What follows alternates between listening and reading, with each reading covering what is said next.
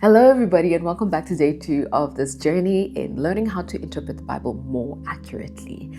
So, I have a little bit of a scenario for you. Imagine you find a text message on someone else's phone and it reads, "Don't forget the blue bag. Come and meet me at our usual place." See, you understand clearly what those words mean, but you don't fully understand its context. Why?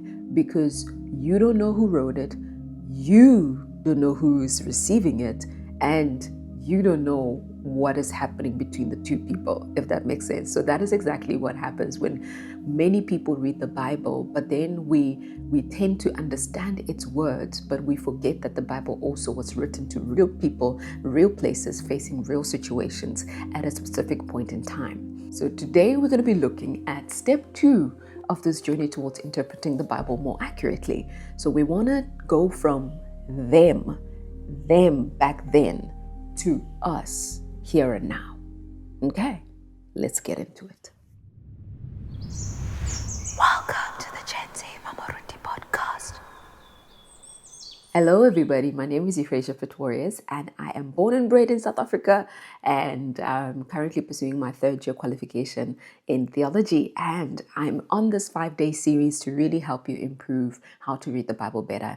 Last couple of years of my life, I think I was very secure in my faith, but I didn't realize the gaps that I was missing in engaging with scripture and the text, because I got lost in a lot of political opinion and a lot of, conspiracies and a lot of what's going on all over the world, the opinions of man concerning the scriptures. And it did affect in some form my faith, my ability to really move forward with the word of God and to really trust in God, irregardless of where I find myself. But I've realized that not only am I just supposed to read this text, but I need to conceive it and understand it to a point where I will not misapply it and then be met with disappointment. So we dealt with that issue of personalization yesterday, which is an episode that I recorded as well for day 1 of this journey towards interpretation. So yesterday we did learn about asking the question, what does this text mean for me today, based on what it meant for the original audience, right? So that was yesterday. You can check out that message. So today we are asking this question, which is, what are the differences between their world and our world, our modern day world? Think of the biblical world for one, okay?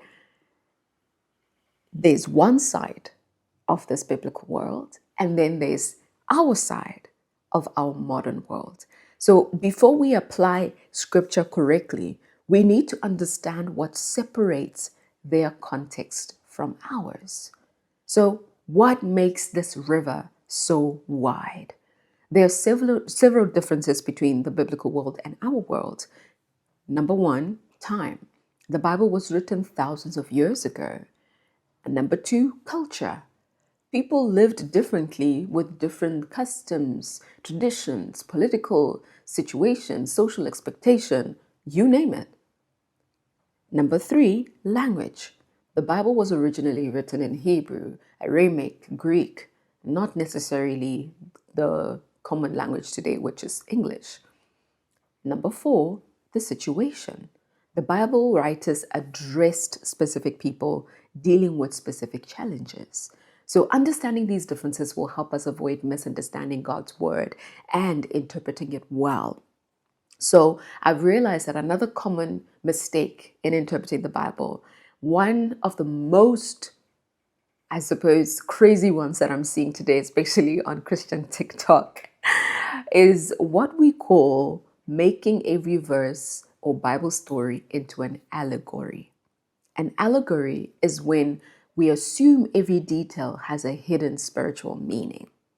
Now, allegories they do exist in scripture, sorry. Jesus often used parables filled with symbolism, but not every passage is meant to be read that way, like it's a parable.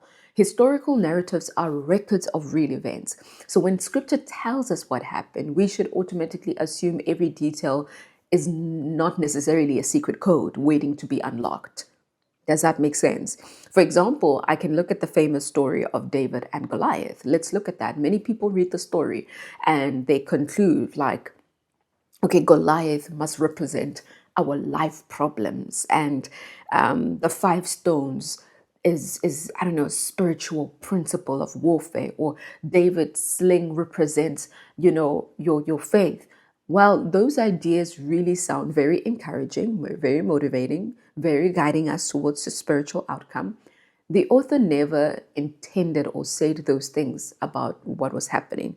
The main point of the story is not that you can defeat your personal giants, but the story first reveals God's faithfulness to his covenant people. God delivered Israel through his chosen king, David, right? Because we realize that the king that the people chose, he himself was afraid to deliver that. But God reestablishes a covenant with his people and he delivers them through his chosen king, the shepherd David. So in many ways, David points us forward to Jesus, the greater king who defeats the ultimate enemy of sin and death, right? So can we learn lessons about courage and faith? Definitely, we can learn that from that portion of scripture.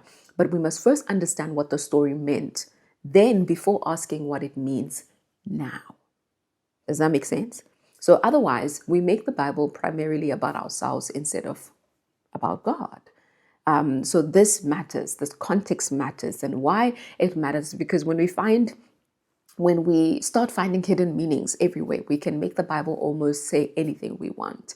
We can really come up with all sorts of conclusions. But one person who sees a secret code, but yet another person discovers a new revelation, and someone else finds a meaning nobody else noticed for 2,000 years. So this is often how false teaching also begins. So not because people don't love God, but because they stop asking what the author intended to communicate, and it spews into a whole chaos of information concerning what the Bible says. So good Bible study isn't about creating original meaning. It is about discovering original meaning. So, how can we measure this river between those people that we see in scripture versus us? When you read scripture today, ask yourself, who was the original audience? What was happening in their world? How is their culture different from mine? What situation are they facing? Is this passage describing an event, or is it teaching a principle? See, these questions will help us measure the river between their world and ours. And so the river may be wide, but God's truth still reaches us today. I need you to understand that. It's not that the scriptures are irrelevant to us, but they really hold meaning. Culture change, language change, technology changes. There are various changes that come and go.